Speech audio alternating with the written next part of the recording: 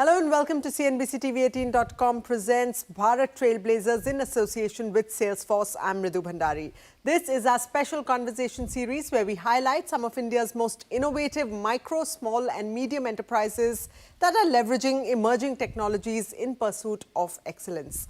Now, the real estate sector in India has traditionally been unorganized, fragmented and far removed from digitalization of processes and operations. But post the COVID-19 pandemic, a lot has changed, from exciting offers by PropTech startups to exploring sample flats of legacy builders through virtual reality. Consumers are being attracted using different propositions. To tell us about all of this and more, I'm joined today by Jayesh Rathod, the director of Guardian's Real Estate Advisory in our Mumbai studios. Welcome, Jayesh. Thank you so much for joining us here today. Thank you. Well, home buyer choices have gone through a sea change in the last 3 years, particularly after COVID-19 struck. Now, many of the trends, people would say, were the pandemic's influence, but some are here to stay. So tell us about the major transformations that you've seen and the resultant big shifts that your business has gone through. I compartmentalize this change into the four things. First was the priority. Roti, kapda and makan. Makan being the shelter is the most important aspect in which, consumer have understood that this is a remedy to any kind of pandemic in the future. So people have taken home as, the shelter as the utmost priority over any other expense of them. The second most important, which I'll put it, is an affordability. When I say affordability, is not with respect to the budget. It's also with respect to the location, because people have understood that if I cannot, in a specific location, if they are looking for 1 or 2 BHK and they cannot afford, they are ready to compromise on the location and yet make a purchase decision. The third, which is another important factor, was a scalability. When I say scalability, is like instead of buying a smaller unit 2 BHK, people have started actually buying the spacious one. So that that extra room or the extra space can be utilized for work from home or kids study from home and etc. Bombay has never seen a luxury of balconies, because of a lot of DC regulations which plays a role. But post-pandemic, people have started giving importance to the home with the balcony, so that, some outdoor space is there for them to enjoy, during the pandemic situation if happens in the future. And the fourth, which is most critical, is the mobility of it. When I say mobility, initially real estate was mostly physical driven, like you go to the sites, spend time with family, friends on a weekend, visit 10 sites, and then, shortlist and make a purchase decision. But post-pandemic, all that virtual reality and the digital platforms gives enough information about the project. Consumer do a lot of research online, shortlist the projects which make sense to them online, go to the site thereafter, and make a purchase decision. Coming to your company, Guardians is a rapidly growing real estate consulting firm. You're going from strength to strength. When you look back, what would you say are your critical success factors? How are you different from the others in the market? So 7 years old Guardians started with the principle that though we are into B2B business, but at the core, what was kept was to consumer. One is a consumer who's going to buy the product, and secondly is a customer, which is a developer. Keeping the need of both the two at the core, the four critical business parameters which runs the success at Guardian. First is the business development, because at Guardians, we do not take all the projects which we come. So we are very, I will say there are criteria, there are checklists, there are do's and don'ts before taking any projects on the board, which is, I'll emphasize a word as a business development.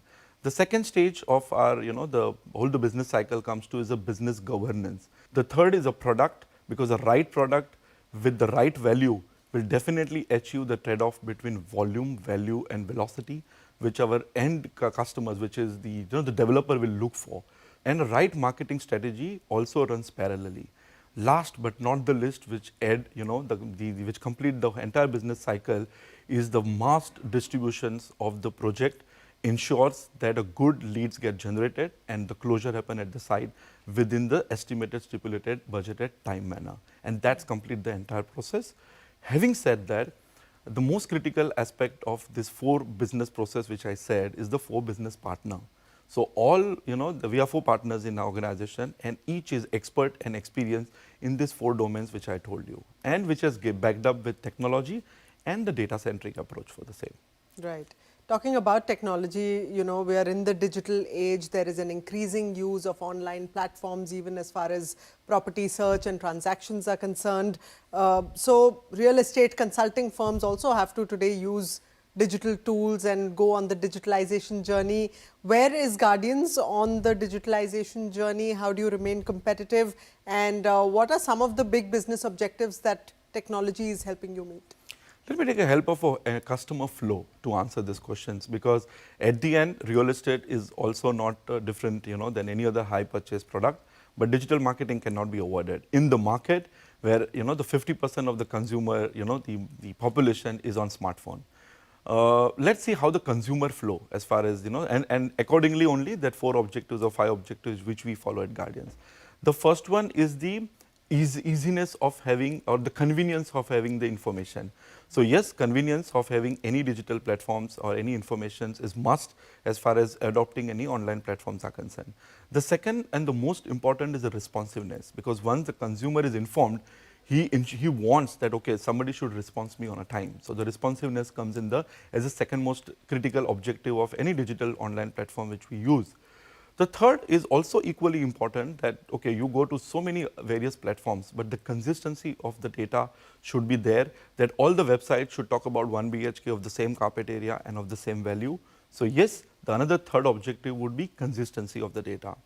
Now the fourth one, which is very critical, that when a consumer make any inquiry online platform, he or she is going to leave a mobile number or an email address. He believes that his data has been secured, not been misused, not being given in an ethical manner to any other industry, so that for the cross-functional functions. Hence, the fourth most critical objective is the data security and the transparency. And the last, which is equally important, that when any consumer goes online and look at and give the data or interact with salespeople or ask for any 1 or 2 BHK, its good demographic has been already been captured online platform.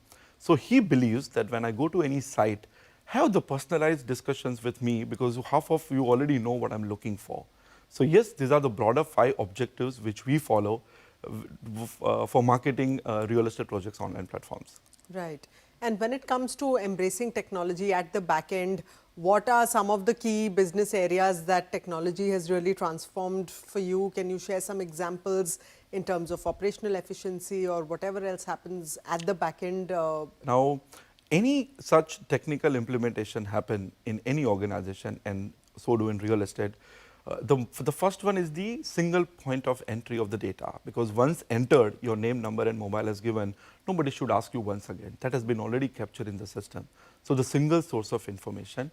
The second, which is equally important, is the seamless flow of information from one department to the other and thereafter. For an example, you make an inquiry online, the pre-sales executive will ask you, will know your details, will capture your requirement on the system. The same flows to the salespeople at the site. They already know your name, your requirement, etc. So that they will start the discussion thereafter. The reminders, the follow-up calls, etc. also been done through the systems only. And once you do the booking, the entire details of yours, along with your demographic, KYC, etc., with the booking detail, get transformed to the booking department, which is a CRM, for raising the required bills to it. So that seamless, the flow of information from one department to the other. Now it doesn't stop there. The third one, which is equally important to address, is the business performance. Like every department, every individual, which are the part of this entire executions, have their own dashboard to look their own performance and take the corrective measure in a real-time basis. And the fourth, which is equally important, is the business intelligence.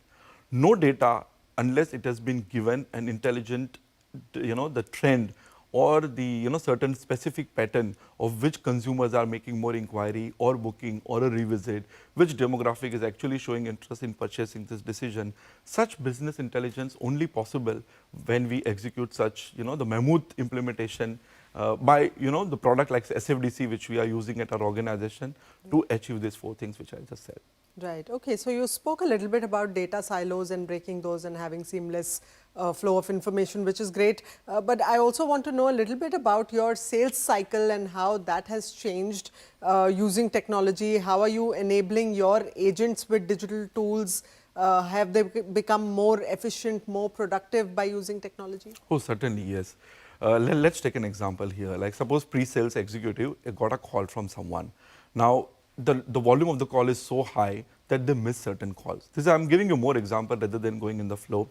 Now, a system-generated auto dialer will ensure that a missed call is also given a callback through the system, and it ensures that if 100 or 120 call has been required to be attended by a specific pre-sales, system-generated calls ensure that not a single call is missed. If it is missed, it will be redialed by the system and given to the respective pre-sales executive. This was one example. The second example which I tell you, the 70 to 80% of the sale which we do happens through the channel partners by way of. Now, what was happening in physical world, Mridhu, that every sourcing manager used to meet 10 brokers in a day, and the channel partners in a day. Now, that was a mammoth time consuming, it's a physical exertion. What we understood that there is a need of using any technical platform whereby all the channel partner has been registered on board in the system, and on a click of a button, they can actually ensure that a specific project which is going to launch with the RERA registered will be get informed to the broker, and the interested brokers will revert back to you that yes, I am definitely looking to work for this project. It didn't stop there. Now, the same broker also share their lead of the consumer using this technical platform in a real-time basis and tell that, okay, I'm going to make a specific 10 consumer site visit on a coming Saturday. So, book my slots accordingly. Any efficiency of any implementation of the technology is lying in the how much turnover you achieved it with the less of team member. Now, I definitely like to share that 11,500 crores which we achieved as a last year turnover is around 35% more than the previous before, with a marginal increase in the team member and achieving the 50 lakh square feet as a square feet which we sold, and around 6,000 homes which we have sold last year. That mammoth transformation or the metrics which you as you referred is only possible with the tool like SFDC on the board not only, but an implementation partner like EY also plays an important role which ensure that the right business requirement has been mapped into the system of implementation. Very interesting. Now, transparent and real-time view of business performance is really essential to ensure governance, to ensure efficiency, to ensure high productivity of employees. Now, could you tell us how you are enabling this end-to-end visibility across your tech stack, and how are you leveraging data visualization for better decision-making as a C-suite leader? I must say that after taking 1,000 plus sales SFDC licenses would have been meaningless if a good dashboard is not given to take a good business decision across the function. So, after implementation of 1.5 years, of SFDC implementation with a business partner like EY on the board, we took a business call that let's take a Tableau as a function, as a product, which gives you a required dashboard. All the data, trend, analysis, and patterns is visualized by every department, say whether it is pre-sales, home loan, closure, sourcing manager, marketing department, CRM department, billing department. So, we implemented Tableau with 106 license, and all our seniors across the hierarchy, whether it is management, we as a management, or CSO, the business head, the zonal head, site head, and to a junior executive at the site, can view the required data in the required dashboard format to make the day-to-day business calls. Right. Wonderful to hear that. Well, finally, Jayesh, as a trailblazer, what is your advice to other companies in your space that are still on the fence about deploying automation or embracing emerging technologies, or really looking at this as more of a cost rather than an investment for the future? What's your advice to them? Okay, I must say that first, whether business is of small nature or the large scale, one has to have a vision for it. When I say vision, one should know where you are today and where you want to be tomorrow. In technical terms, we call it business blueprint. One should know that, okay, these are my strengths and these are my weaknesses. Most of the times I have observed that any firms usually concentrate on the areas of improvement. I must say the technology helps you to leverage your strength. So, not only concentrate on your weaknesses or your opportunity for improvement, but do concentrate on your strength as well to define that vision. Now, after defining the vision, it doesn't stop there, because a cultural change is must. Now, the team is so used to using the Excel sheet because it's an easiness and the tool which they've used over more than 10, 20 years of their experience. But any implementation of this kind of will require a cultural change right from the top. Like we as a management also view our all business reviews with the subordinates on the dashboard, and so do they have to do with their team members. So, the cultural change is must. The third, which is equally important for making such change, is a patience. because one, such like after implementing say 50 sites over a period of 1.5 years, it required patience to see the fruits coming once you will start observing the business performance and the intelligence. Right, and you've summed that up really well. Jayesh, thank you so much for joining us here today. It's been a pleasure talking to you. Thank you, Raghu.